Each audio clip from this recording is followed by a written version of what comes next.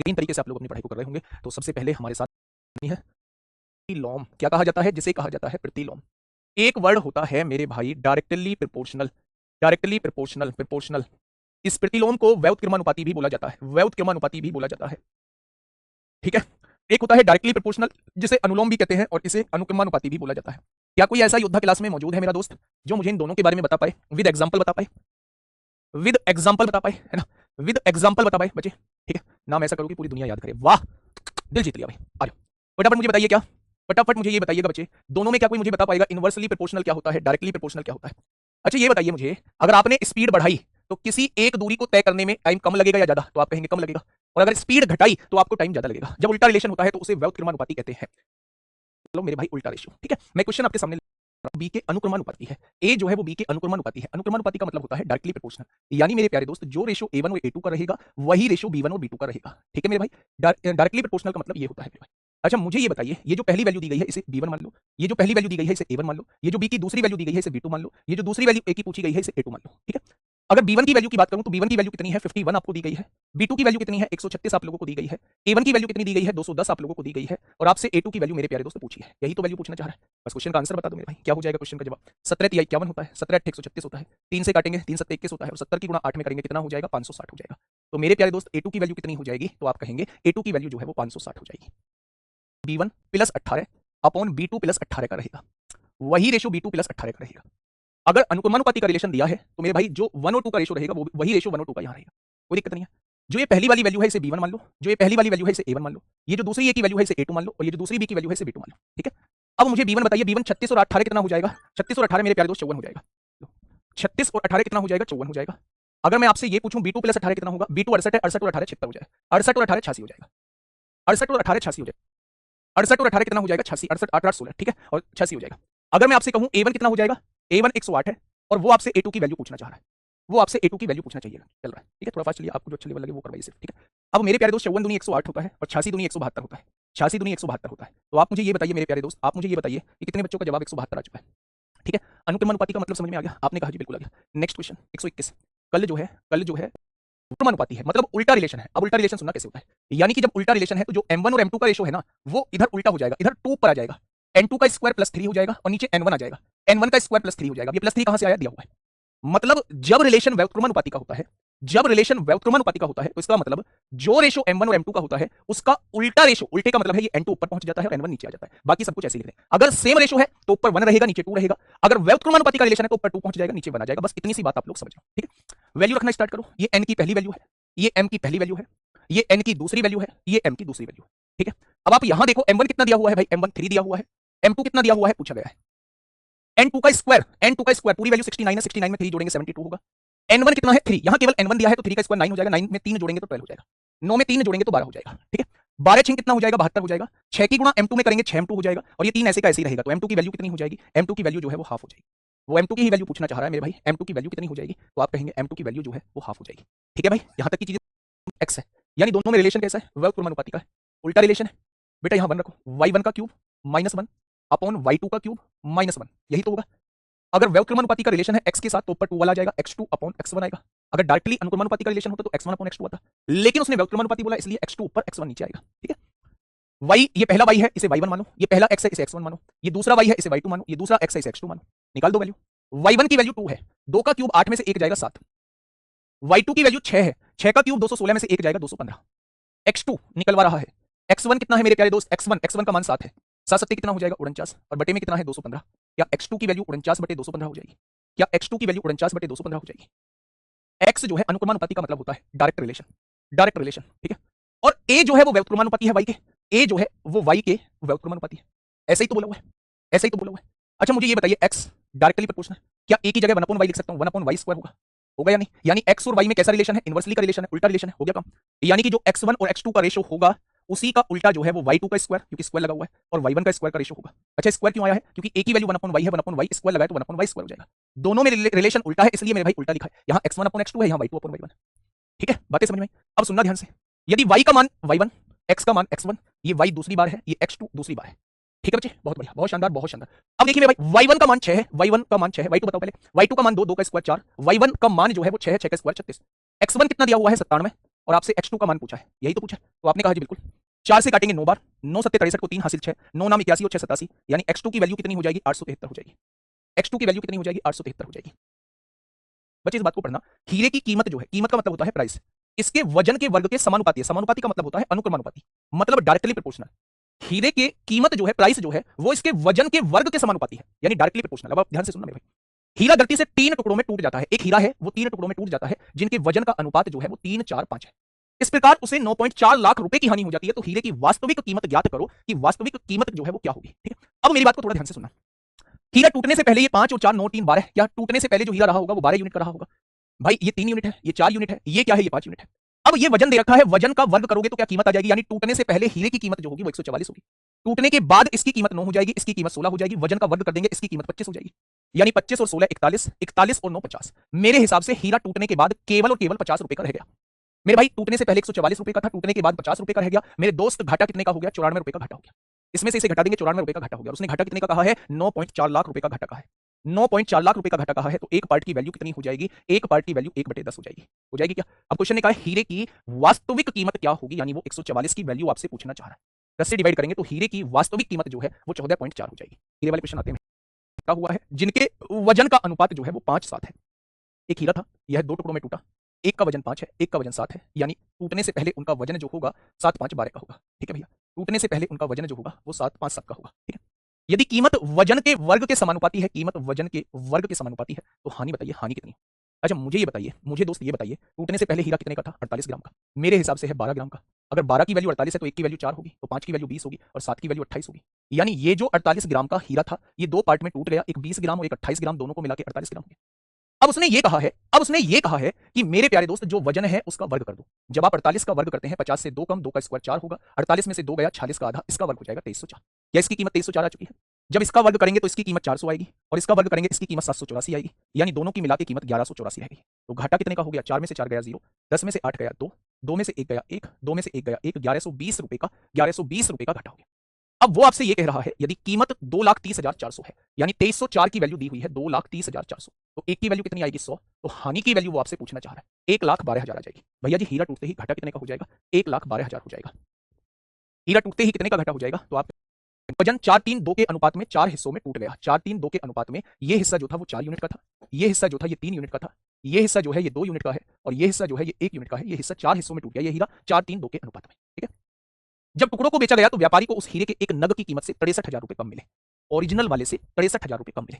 भैया 4 और 3 7 और 2 9 और 1 10, टूटने से पहले ये हीरा जो होगा वो 10 यूनिट का होगा, यानी एक ही नग जो है वो 10 यूनिट का होगा।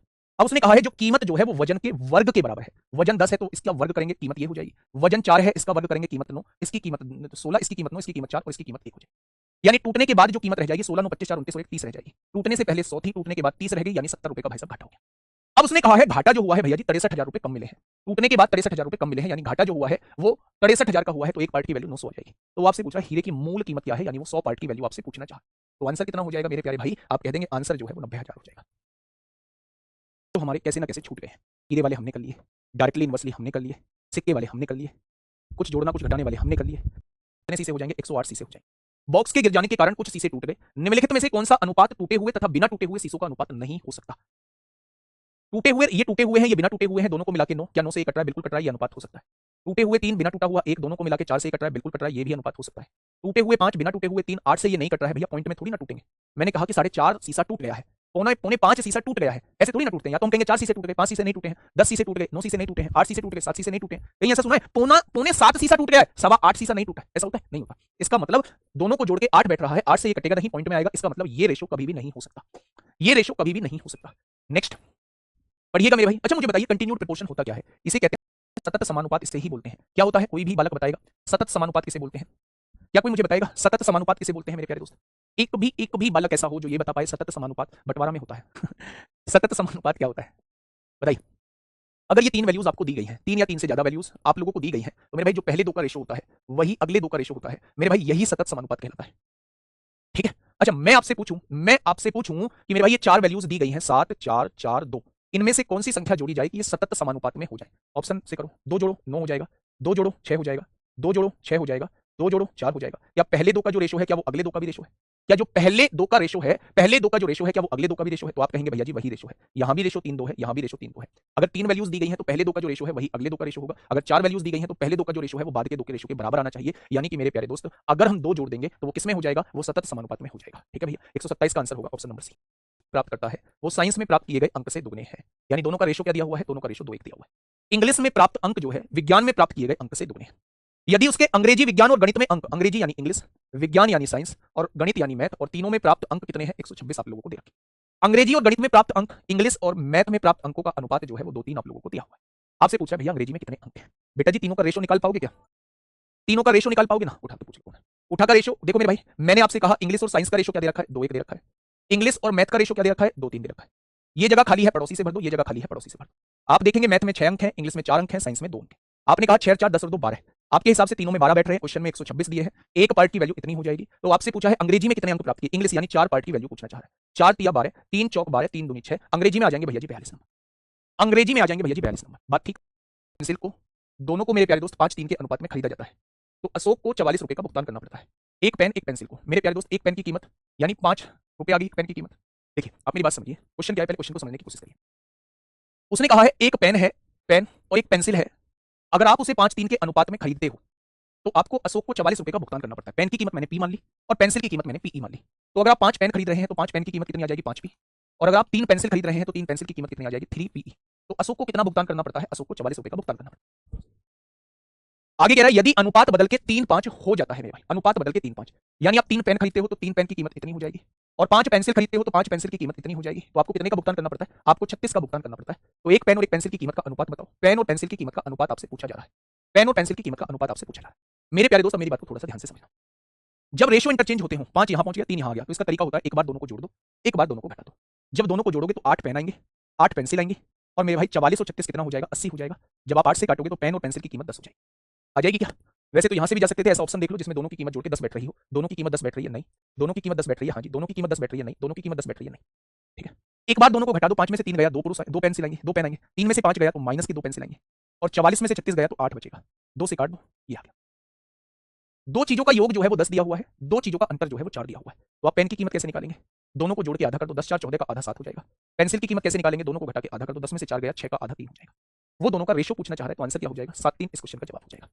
7-3 इस क्वेश्चन का जवाब हो जाएगा। जब भी रेशो इंटरचेंज तथा डी का कुल हिस्सा ए तथा सी के कुल हिस्से का 14/11 है, बी तथा डी का कुल हिस्सा ए तथा सी के कुल हिस्से का 14/11 है, मेरे हिसाब से दोनों का योग 25 हो जाएगा। अब देखिए ना, चारों में बटने वाली पैसा तो यही है। मेरे हिसाब से 14 और 11 25 हो जाएगा। उसने बांटा कितना है? 1250। अब बताइए 25 पंजे 125 हो गया। अगर एक बराबर 50 है तो 14 बराबर 700। अगर एक बराबर 50 है तो 11 बराबर 550 हो गया, 1250। या तो आप इसे छोड़ दो, आप ऑप्शन देखो, बस आप ऑप्शन देखो कि बी और डी को जोड़ के 700 आना चाहिए। बी और डी को जोड़ के 700, 525 और 125 कभी भी जोड़ के 700 नहीं आएगा। 575 और 125 जोड़ के 700 आ जाएगा।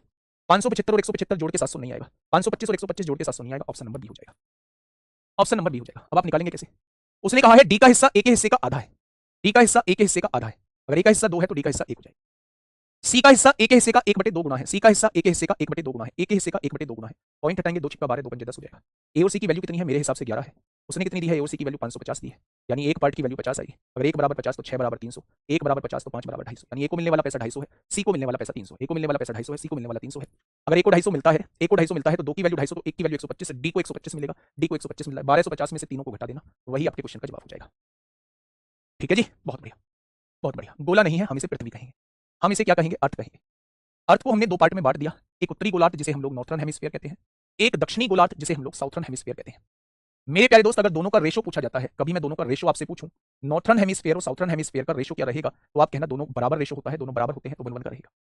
इन दोनों को मिला के क्या बनी है? इन दोनों को मिला के पृथ्वी बनी है।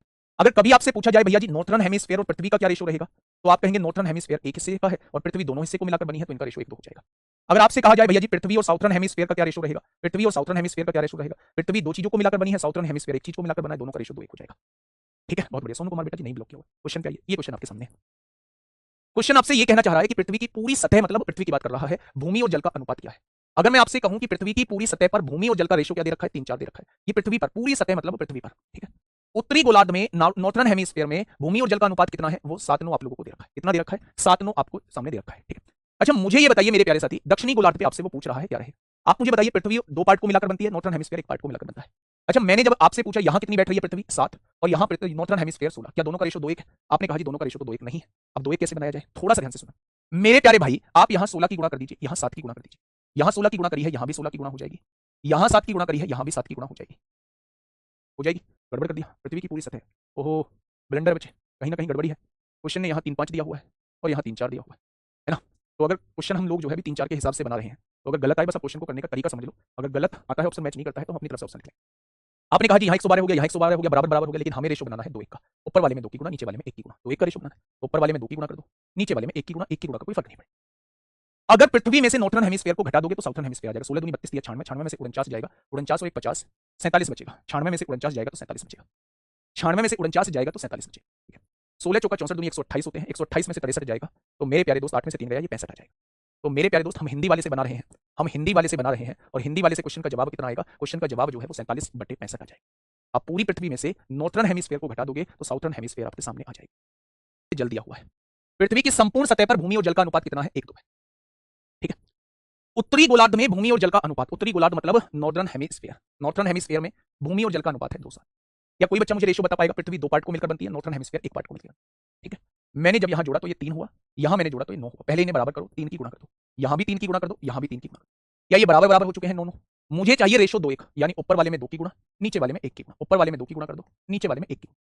अच्छा, मुझे ये बताइए मेरे प्यारे भाई कि अगर पृथ्वी में से नॉर्थर्न हेमिस्फीयर को घटा दो, 6 में से 2 गया 4, क्या साउथर्न हेमिस्फीयर आ जाएगा? 3 दूनी 6 दूनी 12 में से 7 गया 5, यानी साउथर्न हेमिस्फीयर पे भूमि और जल का अनुपात कितना है? 4-5। अब आगे क्या कह रहा है?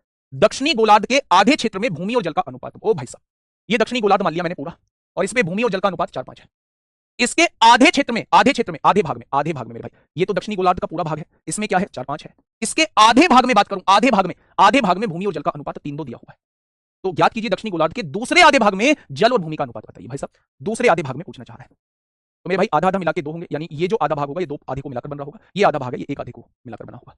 ठीक है मेरे भाई, इन दोनों को जोड़ा तो 5 4 9 हो गया, और 3 2 5 हो गया। ये तो अलग अलग है, यहां आपने 5 की गुणा कर दी, यहां आपने 9 की गुणा, यहां 9 की गुणा कर दी, और यहां आपने 5 की गुणा। अब मुझे चाहिए रेशो 2:1, यानी कि 2 हिस्सों को, 2 आधे हिस्सों को मिलाकर साउथर्न हेमिस्फीयर बन रहा है, एक आधे हिस्से का नीचे वाला। तो 2 की गुणा यहां हुई है, तो 2 की गुणा यहां कर दीजिए। अगर पूरे साउथर्न हेमिस्फीयर में से आधा भाग घटाओगे तो शेष आधा आ जाएगा। 5 चौक 20 दूनी 40, 40 में से 27 जाएगा, 13 बचे। 5 पंजे 25 दूनी 50, 50 में से 18 जाएगा तो 22 बच जाएगा, 32 बचेगा, 32 बचेगा। तो आंसर क्या हो जाएगा? 13:32 हो जाएगा। बांटा जाता है मेरे भाई। ठीक है, ए के हिस्से का 1/4 भाग, ये ए है, इसके हिस्से का 1/4 भाग से 30 रुपए अधिक, इससे 30 रुपए अधिक। बी के हिस्से के 1/5 से, बी के हिस्से के 1/5 से 30 रुपए कम, बहुत बढ़िया। और सी के हिस्से के 1/8 भाग से, 1/8 भाग से 70 रुपए अधिक, 70 रुपए अधिक। आपस में बराबर है, आपस में बराबर है। वो आपसे कह रहा है पूरी राशि में बी का हिस्सा क्या है। मैंने वहां भी कहा था, मैंने वहां भी कहा था मेरे भाई कि आप लोगों को ऑप्शन से ये क्वेश्चन बहुत जल्दी सॉल्व हो जाएगा। उसने किसका हिस्सा पूछा है? आपने कहा उसने बी का हिस्सा पूछा है, यानी ये जो वैल्यूज दी होंगी इनमें से एक बी की वैल्यू दी होगी। मैंने बी की वैल्यू 1080 मान ली, बी की वैल्यू को 1080 मान लिया, उसका 1/5 निकाला, 5 दूनी 10, 5 एकम 5, 5 छंग 30, 216 में से 30 जाएंगे तो आप कहेंगे 186 बचे। क्या ये 186 के बराबर? 186 में से 30, इसको 186 के बराबर लिखेंगे, 30 घटाओ 156 आएगा, 156 आएगा। 186 में से 30 गया 156, 4 इधर डिवाइड में है, इधर आके मल्टीप्लाई में हो जाएगा। 6 चौक 24 को 4, हासिल लगे 2, हासिल लगे 2 मेरे प्यारे दोस्तों, हासिल लगे 2, 5 चौक 20 2 22 को 2, हासिल लगे 2, 4 एकम 4 2 6, यानी ए का हिस्सा 624 आ जाएगा। बी का हिस्सा, या फिर ऐसे तो लेंदी हो जाएगा मेरे भाई, ऐसे तो फिर आपको सारे ऑप्शन चेक करने पड़ेंगे। बाई चांस यहाँ आंसर नहीं हुआ, यहाँ हुआ तो भाई साहब फजीता हो जाएगा। मेथड से कर लो। एक तरीका तो वो है जो पहले मैंने आपको समझाया, दूसरा तरीका है इसका मेथड से हम लोग कर लें इस क्वेश्चन को। कैसे करेंगे? इन सबकी वैल्यूज को मैंने के मान लिया, जब मैंने देखा कि ये +30 है, इधर आके क्या हो जाएगा? -30 हो जाएगा, और ये डिवाइड में 4 है, इधर आके मल्टीप्लाई में 4 हो जाएगा। क्या ये एक ही वैल्यू हो जाएगी? बहुत बढ़िया। फिर मैंने यहाँ ये -30 है, इधर आके +30 हो जाएगा, और ये डिवाइड में 5 है, इधर आके मल्टीप्लाई में 5 हो जाएगा। ये क्या बी की वैल्यू हो जाएगी? आपने कहा बहुत बढ़िया। ये प्लस का 70 है, इधर आके माइनस का 70 हो जाएगा। ये डिवाइड में 8 है, इधर आके मल्टीप्लाई में 8 हो जाएगा। क्या ये सी की वैल्यू हो जाएगी? और अगर मैं तीनों वैल्यूज को जोड़ दूं तो क्या वो 2020 के बराबर आएगा? क्या वो 2020 के बराबर आएगा? बहुत बढ़िया जी। अब देखिए यहाँ से क्वेश्चन को सॉल्व करिए। 4 की गुणा के में करेंगे 4 के होगा, 30 की गुणा 4 में करेंगे 120 होगा, 5 की गुणा के में करेंगे 5 के होगा, 30 की गुणा 5 में करेंगे 150 होगा, 8 की गुणा के में करेंगे 8 के होगा, 8 की गुणा 70 में करेंगे 560 होगा, 2020 हो जाएगा। अब आप ये देखिए कि 4 के और 5 के 9 के और 8 के 17 के हो जाएगा। -120 प्लस 150 प्लस का 30, प्लस का 30 होगा -530, उधर जाके प्लस 530 हो जाएगा। 530 यानी कि 2550 हो जाएगा। जब मैं 530 को जोड़ूंगा तो 2550 हो जाएगा। 17 दूनी 17 एकम 17, 17 पंजे 85, के की वैल्यू 150 हो जाएगी। अगर के की वैल्यू 150 आ चुकी है, उसने बी की पूछी, यहां रख दो। 150 प्लस 30, 180 पंजे 900, 900 इस क्वेश्चन का सही जवाब हो जाएगा option number B. Option number B is the correct answer. गुरुजी वो टॉपिक जो चल रहे थे स्पेशल लगता है, एक कलम की कीमत 2 रुपए है, एक कलम की कीमत 5 रुपए है, और एक कलम की कीमत जो है वो 10 रुपए है। खरीदने पहुंच गए भैया दुकान पे, ठीक है। वो कलम पर कुल 117 रुपए खर्च करता है, वो 117 रुपए लेके गया है कलम के लिए, वो इतने रुपए ही खर्च करेगा। अब क्वेश्चन ने क्या कहा है? क्वेश्चन ने कहा अगर यह मालूम होता है कि उसने हर तरह की कम से कम एक कलम खरीदी, एक तरीके की एक कलम जरूर खरीदी है, तो उसके पास कलम की न्यूनतम संख्या क्या है? कम से कम संख्या क्या है? अच्छा, कम से कम संख्या निकालनी है, कम से कम पेन खरीद रहे हैं। मैं मार्केट पहुंच गया, मैं चाहता हूं कम से कम पेन खरीदना, तो मुझे महंगे से महंगा पेन लेना होगा। महंगे से महंगा पेन 10 है। मैं ज्यादा से ज्यादा कितने पेन ले सकता हूं? 11 पेन ले सकता हूं। 11 ढाई 110 हो जाएंगे। मुझे टोटल 117 रुपए खर्च करने हैं। बचे कितने? 7 रुपए। हर एक टाइप का एक पेन जरूर लेना है। एक पेन मैंने इसका ले लिया, एक पेन मैंने इसका ले लिया, क्या हो गए 117 रुपए? तो आप कह देंगे बिल्कुल हो गए। यानी अगर मैं कम से कम पेन खरीदना चाहता हूं तो मुझे महंगे से महंगे ज्यादा पेन लेने होंगे, और ज्यादा से ज्यादा मेरे भाई मैं 11 पेन ले सकता हूं। ज्यादा से ज्यादा जो है वो मैं 11 पेन ले सकता हूं। 11 और 1 12 और 1 13, यानी कि अगर कम से कम पेन खरीदने हैं, कम से कम पेन खरीदने हैं तो मुझे 13 पेन तो खरीदने ही होंगे अगर मैं 117 रुपए खर्च करना चाहता हूं तो। बताइए क्या कह रहा है भाई? बड़ा गजब का। सोने के सिक्के बेच दिए, बेचे हैं अभी देते तो बढ़िया रहता। पिताजी कहाँ बेचते हैं भाई? कैसा क्वेश्चन बनाया है। पिताजी का तो सब कुछ बेटे के नाम हो जाता है मेरे भाई। पिताजी तो सब कुछ अपने बेटे के लिए छोड़ देते हैं, है ना। पिताजी देखिए, एक पिता ने अपने 3 बेटे एबीसी को 6 4 5 के अनुपात में कुछ सोने के सिक्के दिए। ए ने 70 सिक्के अपने दोस्त को बेच दिए। ये नालायक किस्म का निकला है भाई साहब। इसने 70 सिक्के अपने दोस्त को बेच दिए। पिताजी की दी हुई अमानत अपने दोस्त को बेच दी। बी ने इनमें से 50 अपनी सास को भेंट कर दिए। बहुत बड़ा दानी है, बहुत बड़ा दानी है, ये सास को दे दिए है भाई साहब। और सी ने यात्रा के दौरान इनमें से 80 खो दिए। तीनों के तीनों ही भाई साहब बहुत बड़े डिफाल्टर। पिताजी ने 6 4 5 के अनुपात में सिक्के दिए हैं। ये भाई साहब अपने दोस्त को बेच के आ गए इनमें से 70 सिक्के, ठीक है। 50 इसने अपनी सास को दे दिए, है ना। और ये जो है 80 सिक्के जो है वो खो के चला गया। ए बी और सी के पास शेष बचे सोने के सिक्के 5 3 2 के अनुपात में थे। इनके पास जो सिक्के बचे हैं वो 5 3 2 के अनुपात में। मेरे प्यारे भाई, क्या आप लोग इस चीज को देखते हुए क्रॉस मल्टीप्लाई लगा सकते हैं? इस चीज को देखते हुए 5 की गुणा 70 की गुणा 3 में करिए, माइनस 210 आएगा, उसमें से घटाइए छोटी वैल्यू को। 50 पंजे 250 आएगा, माइनस के 250 को घटा दीजिए। 6 3 18 5 चौक 20, 20 में से 18 घटा दीजिए। 2 की वैल्यू कितनी आएगी? माइनस 210 प्लस का 250 प्लस का 40 आएगी। 2 की वैल्यू 40 है तो 1 की वैल्यू 20 आ जाएगी। अगर 1 की वैल्यू 20 है तो उसने पूछा है पिता द्वारा अपने बेटों को दिए गए सोनों की कुल संख्या ज्ञात कीजिए। पिताजी ने जो दिए हैं वो 15 सिक्के दिए, 6 4 10 5 15। अगर 1 की वैल्यू 20 है तो 15 की वैल्यू कितनी हो जाएगी? पिताजी ने जो अपने बेटों को दिए हैं वो 300 सिक्के दिए हैं। 2 3 1 दे रखा है, ठीक है जी। आपने कहा जी बिल्कुल ठीक है। एक दूसरे पीपे में दार्जिलिंग नीलगिरी पहाड़ी और कांगड़ा घाटी, दार्जिलिंग नीलगिरी और कांगड़ा, कांगड़ा ये किस रेशो में? दार्जिलिंग नीलगिरी और कांगड़ा 5 4 3 के अनुपात में है। यदि दोनों मिश्रित चाय को बराबर भार में एक साथ मिलाकर एक नया ब्रांड बनाया जाए तो नए ब्रांड में कांगड़ा घाटी की चाय का प्रति किलोग्राम भार कितना है? प्रति किलोग्राम भार कितना है? बराबर लेना है मेरे भाई, बराबर लेना है। अगर मैं आपसे ये कहता हूं हमें बराबर मिलाना है, 3 2 5 और 1 6, ये 6 यूनिट है, ये 12 यूनिट है। अगर हम इन्हें बराबर मिलाना चाहते हैं तो 2 की गुणा करनी पड़ेगी। 2 की गुणा यहां कर दो, 2 की गुणा यहां कर दो, 2 की गुणा यहां कर दो। यानी ये असम चाय कितनी हो जाएगी? 4। दार्जिलिंग चाय 5 यहां थी, 5 यहां हो गई, 10 हो गई। नीलगिरी चाय 2 यहां थी, 4 यहां हो गई, 6 हो गई। और कांगड़ा चाय जो है वो 3 हो जाएगी। अच्छा मुझे ये बताइए कि उसने पूछा है कांगड़ा घाटी की चाय का प्रति किलोग्राम भार कितना है। कांगड़ा कितनी है? कांगड़ा कितनी है? कांगड़ा जो है वो 3 यूनिट है। कितने में? 6 3 9 10 19, 10 4 14 26 3 23। 23 में 3 जो है वो कांगड़ा है। नहीं ये क्या हुआ है? यदि दोनों मिश्रित चाय को बराबर भार में एक साथ मिलाकर एक नया ब्रांड बनाया जाए। एक पीपे में मौजूद मिश्रित चाय में असम हो गई 2, दार्जिलिंग हो गई 3 और नीलगिरी हो गई 1। 11 है, कहाँ 11 है? अच्छा अच्छा अच्छा, ये गड़बड़ हो गई हमसे, ये गड़बड़ हो गई। 2 2 4 हो गया, 3 दूनी 6 5 11 है, 10 नहीं है, ये 11 है। 2 1 2 4 2 6, ठीक है। कांगड़ा कितनी है? 3 है। टोटल कितने में? 11 4 15 6 21 3 24 में। वो आपसे पूछ रहा है कि 1000 ग्राम में बताओ कितनी है। 1 किलोग्राम मतलब 1000 में बताओ, तो 3 8 24 होगा, 8 1 8 8 2 16 8 40। कांगड़ा कितनी हो जाएगी? 125 ग्राम। कांगड़ा कितनी हो जाएगी? 125 ग्राम, ठीक है। मेरी बात को थोड़ा सा ध्यान से समझिए। 2 पीपे हैं, 2 पीपे हैं। एक पीपे में असम दार्जिलिंग